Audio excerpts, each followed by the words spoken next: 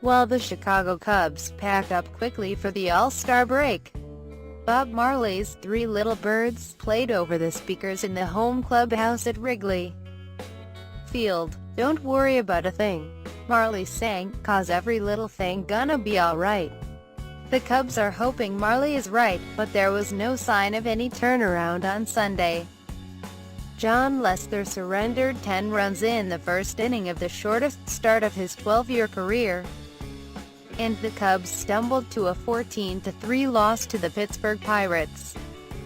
"It kind of speaks for itself," Lester said. "It's embarrassing." Chicago, 43-45, heads into the break with a losing record for the first time since it was 40-54. In 2014, the reigning World Series champions also trail NL Central, leading Milwaukee by 5.5 games after the Brewers held on for a 5-3 victory against the New York Yankees. The Cubs were 53-35 as the break a year ago. "We are frustrated," manager Joe Maddon said. "We're not playing our game." Francisco Cervelli matched a career high with 5 RBIs and Jordy Mercer drove in 3 runs as the Pirates closed out a 5-2 road trip with their 5th win in 6 games. All-Star Josh Harrison homered in the 9th and Chad Cole pitched 3 innings of 1-run ball in an emergency start after Jameson Taillon was scratched due to flu-like symptoms. Pittsburgh sent 15 batters to the plate in its highest-scoring inning since it got 10 in the 7th against Colorado on May 17, 2009. It was the first time it scored at least 10 in the first inning since June 8, 1989, against Philadelphia. "It was a lot of fun," manager Clint Hurdle said. "This team, we have been able to rally in a lot of different ways." Cervelli hit his 3rd career grand slam into the basket and left with 2 out. McCutchen followed with a drive to left center for his 17th homer. Chasing Lester and drawing a smattering of boos from a frustrated crowd of 41,604 at Wrigley Field. "Throw up 10 like that in the first inning, it was huge," McCutchen said. "We kept going, we kept pushing and didn't stop there in the first." Lester, 5-6, was charged with 4 earned runs and 6 hits.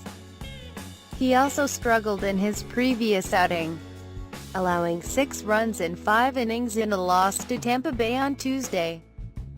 The left-hander was hurt by an error on third baseman Chris Bryant, who booted David Freese's 1-out grounder with runners on first and second. Josh Bell then hit an RBI single. Jose Osuna doubled home 2 more runs and Mercer made it 5-0 with a 2-run single.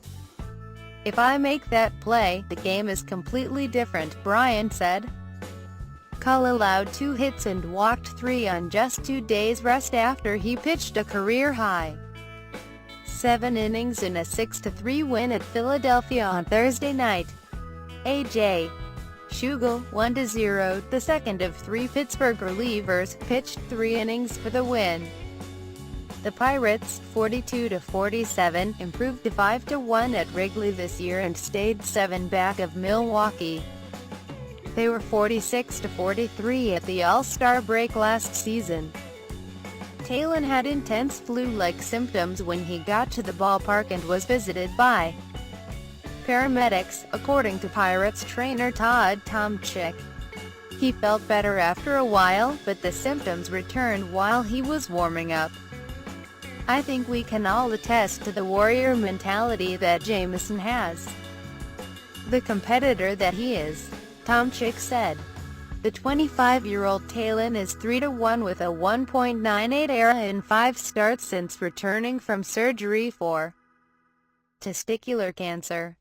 Cubs rookie Victor Caratini entered before the Pirates batted in the 5th and went 3 for 3. With 2 doubles, he snapped a 0 for 9 skid to begin his career. Pirates, Cervelli was shaken up after he was hit on his left leg by a pitch in the 3rd inning, but stayed in the game. Cubs, 2B Ben Zobrist got the day off. He is batting just .136, 3 for 22, in 6 games since he was activated from the disabled list on July 1 after being sidelined by an injured left wrist. "It's been a tough first half, one of the toughest of my career," he said. "Injuries-wise, I've been battling stuff all year so far.